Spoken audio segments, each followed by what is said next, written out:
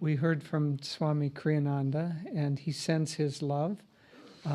It's hot there, 102 degrees, and Easter is not a big holiday, so they were having a little difficulty getting into the mood of it all, but they did have a pancake breakfast. And Easter eggs. And Easter eggs. They had colored Easter eggs.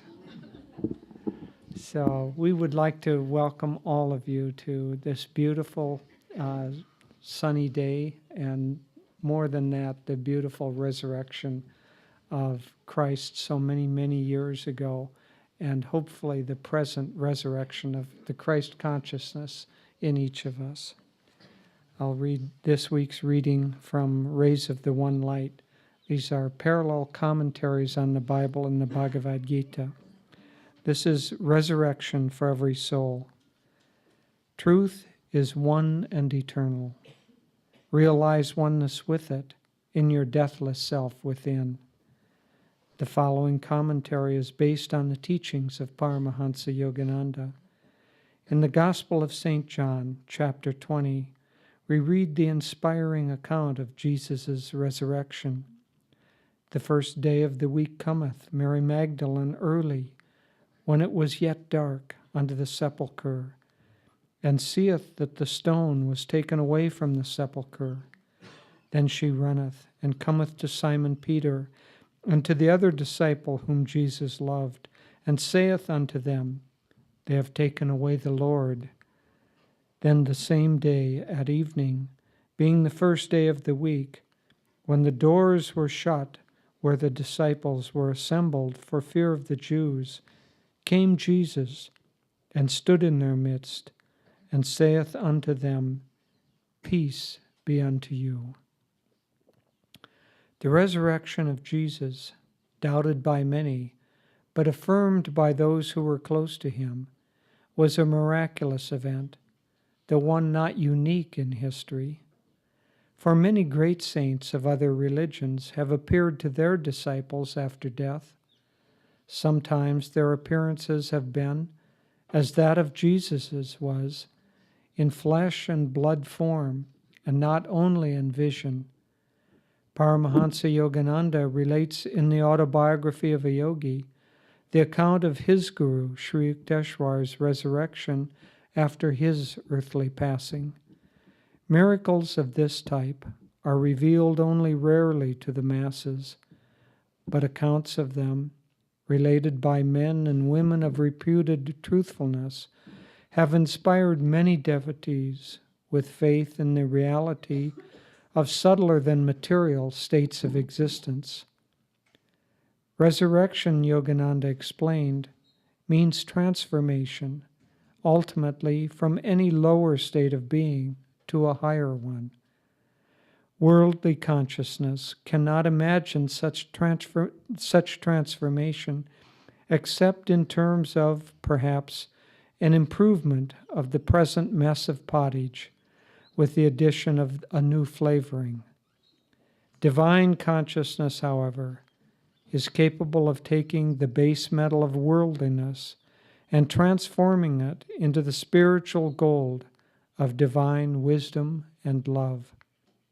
In keeping with this truth, the Bhagavad Gita in the 9th chapter tells us, Ah, ye who into this world are come, fleeting and false, set your faith fast on me, fix heart and thought on me, adore me, bring offerings to me, make me prostrations, make me your supremest joy, and undivided unto my rest your spirits shall be guided. Thus through Holy Scripture God has spoken to mankind. Om, Om, Om.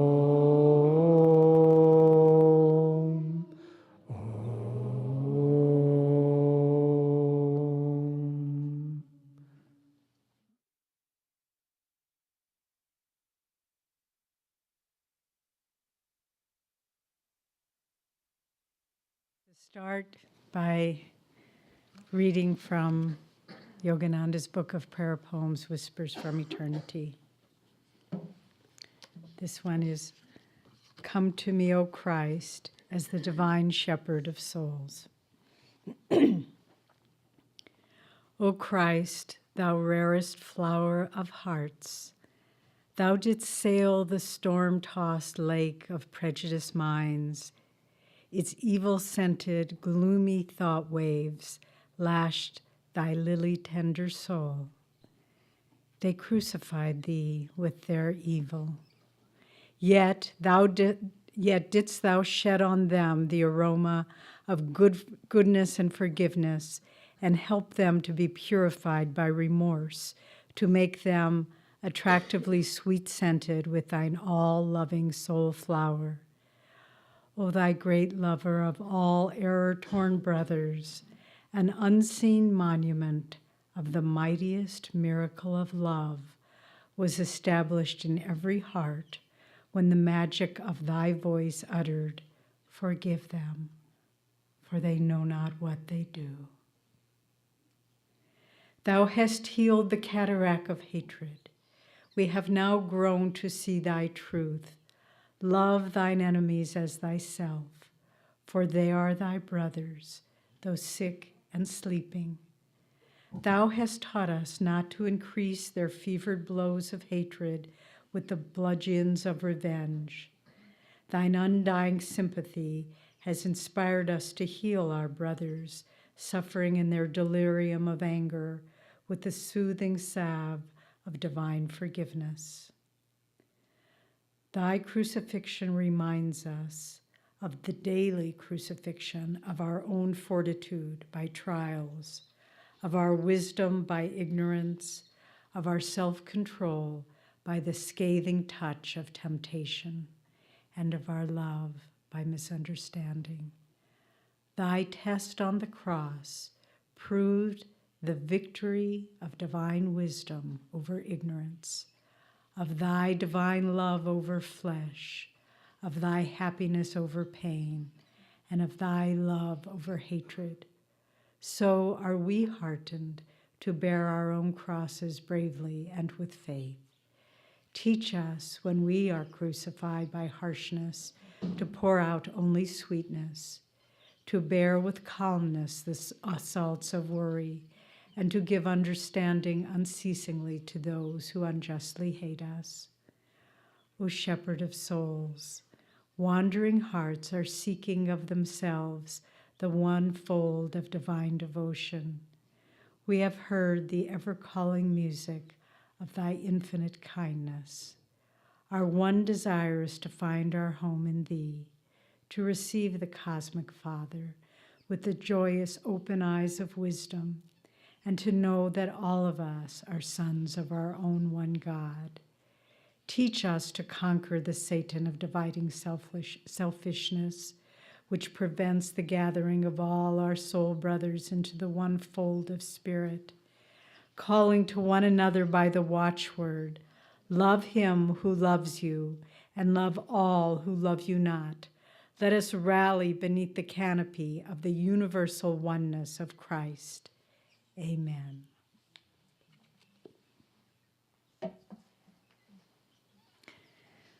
Well, we've heard the story of Easter told so inspiringly this morning, but we need to understand, as our Guru Yogananda has explained, that the crucifixion and the resurrection are universal symbols. They're not something that happened to one soul, however great he was, those many years ago. But they are symbols of the process of spiritual self-transformation. And every soul, whether knowingly or unknowingly, goes through their own trials, as we heard in this beautiful reading of Master's this morning.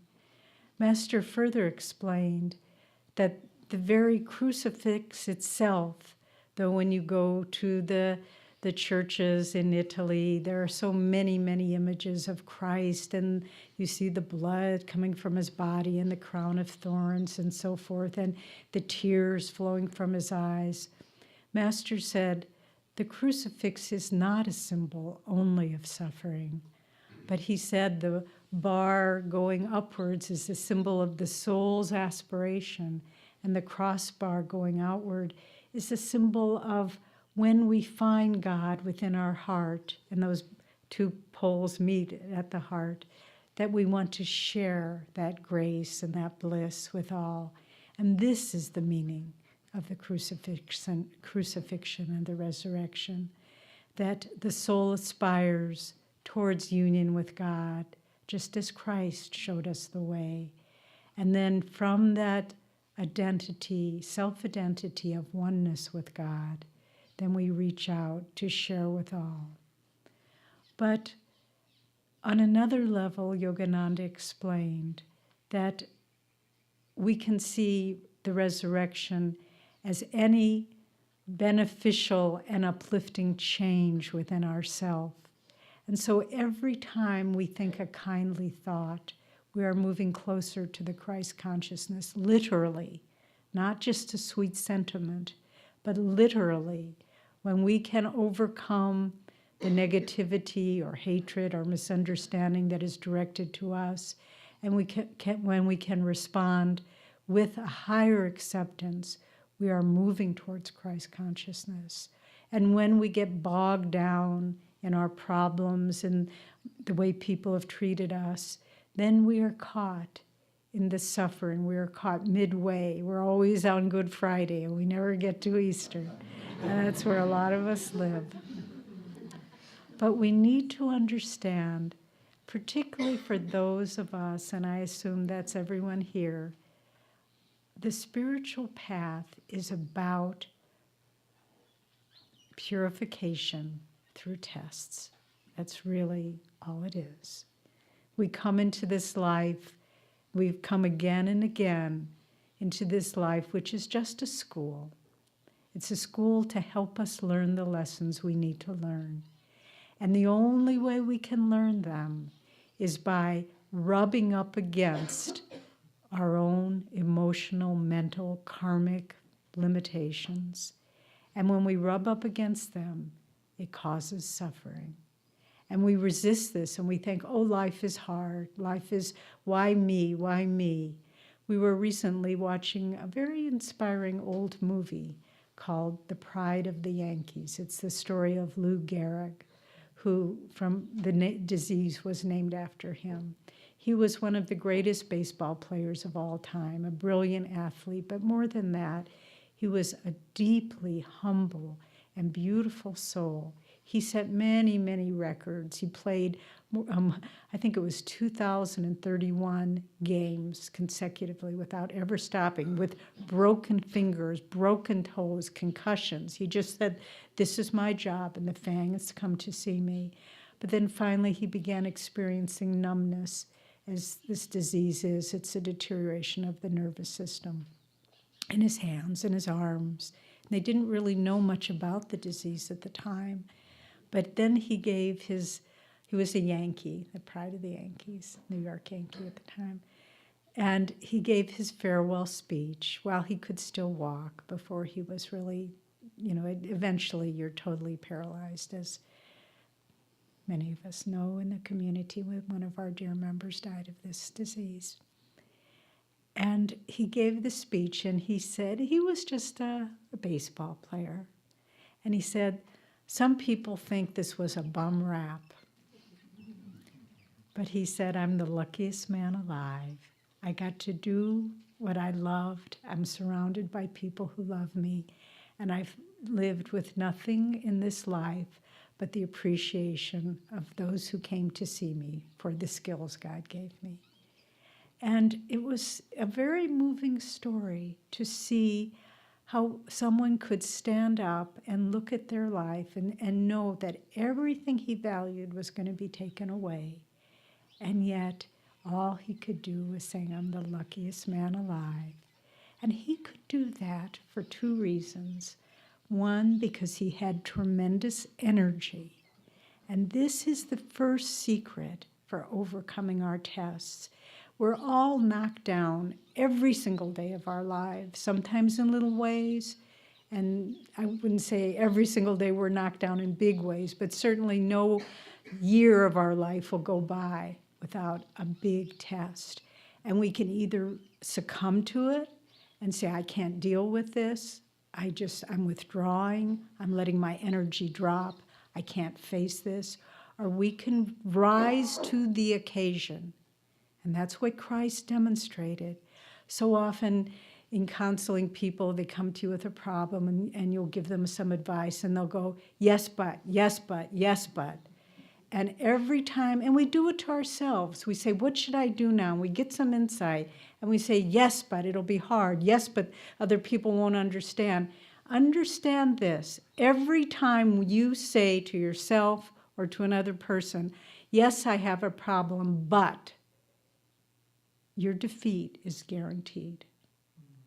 And every time you say, I have a problem and this is what I'm going to do about it, your victory is guaranteed. Because in that saying and, it's a little word, but there's so much power in it because you're saying, drawing energy up, this is how we will proceed. There is no excuse for defeat. God can take everything from you. Look at his example.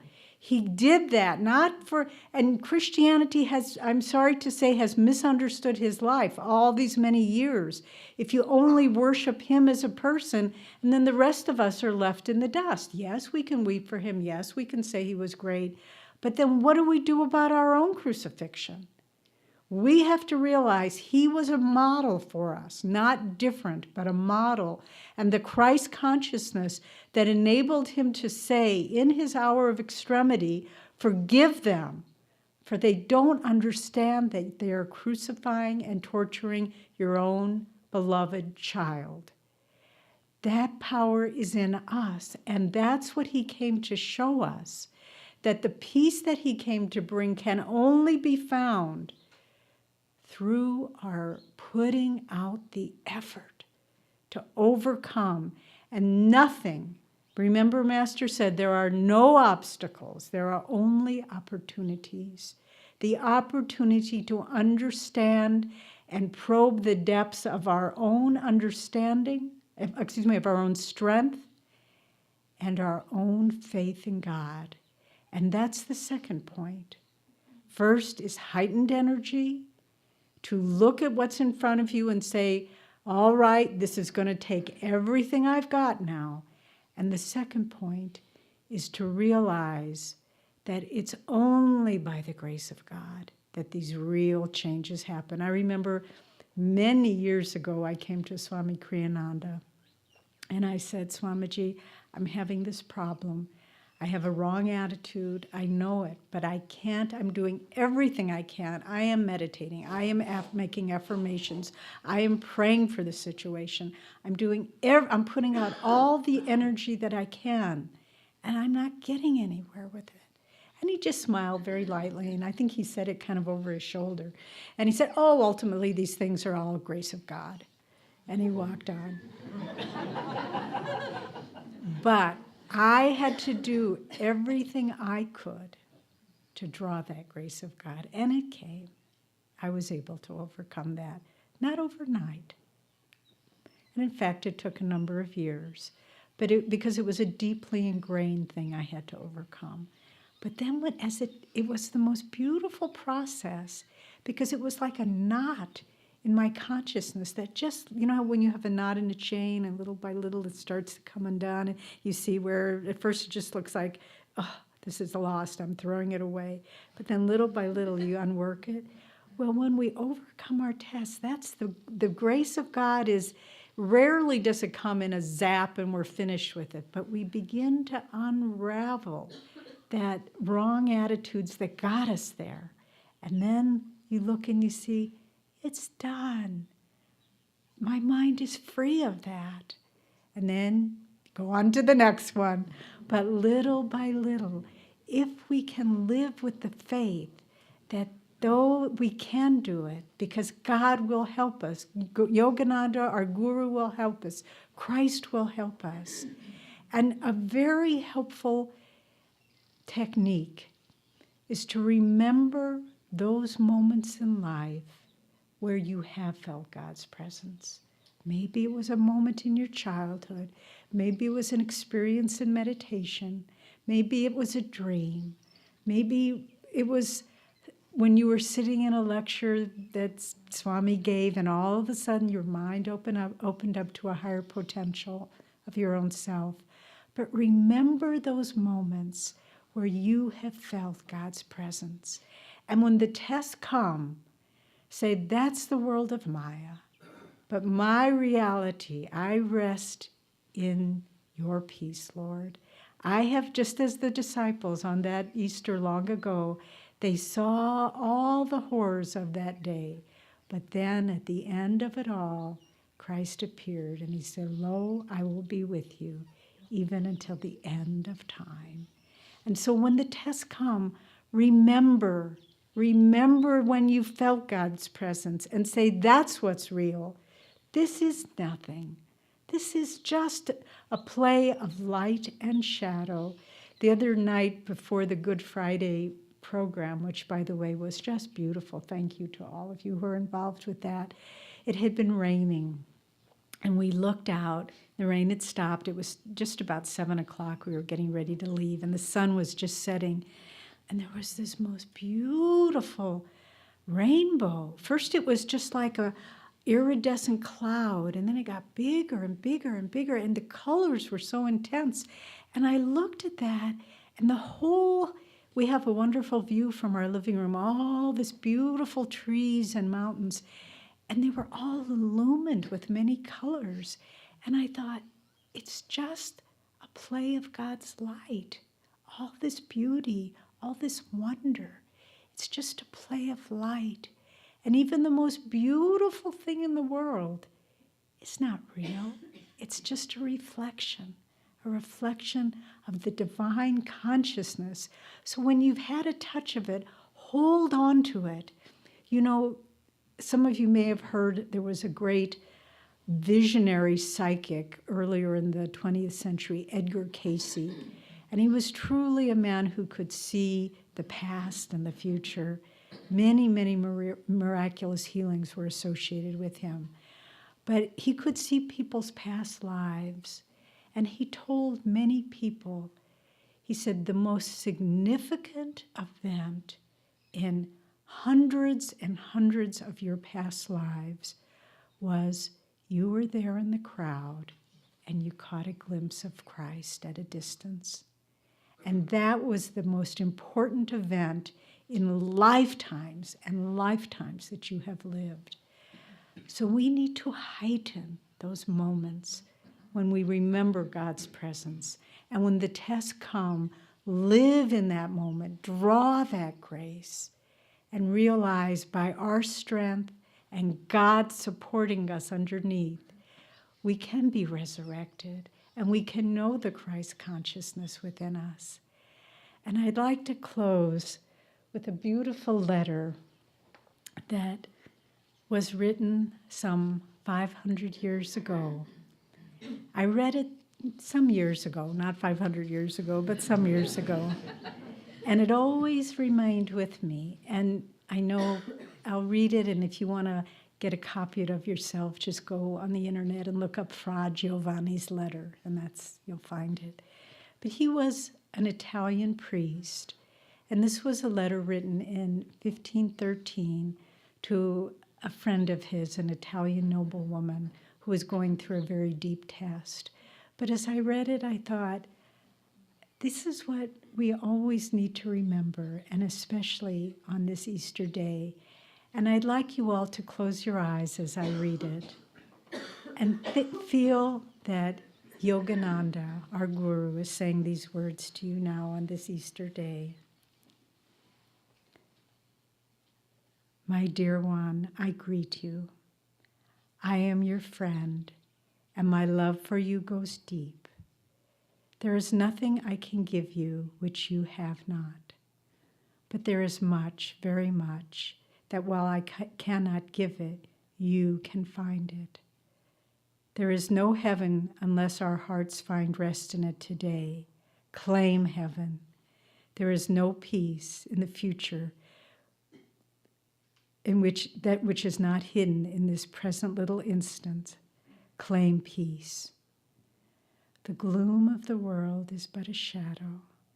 Behind it, yet within our reach, is joy. There is radiance and glory in darkness, could we but see. And to see, we have only to look. I beseech you to look. Life is so generous a giver, but we, judging its gifts by their covering, cast them away as ugly or heavy or hard. Remove the covering, and you will find beneath it a living splendor, woven of love by wisdom with power. Welcome it, grasp it, and you touch the angel's hand that brings it to you. Everything we call a trial, a sorrow, or a duty, believe me, that angel's hand is there. The gift is there, and the wonder of an overshadowing presence. Your joys, too, be not content with them as joys, for they, too, conceal diviner gifts. Life is so full of meaning and purpose, and so full of beauty beneath its covering, that you will find earth but cloaks your heaven. Have the courage then to claim it. That is all. But courage you have, and the knowledge that we are pilgrims together, wending through unknown country towards home. And so, on this Easter day, I greet you, not quite as the world sends greetings, but with profound esteem and the prayer that for you, now and forever, the day will break and the shadows will flee forever.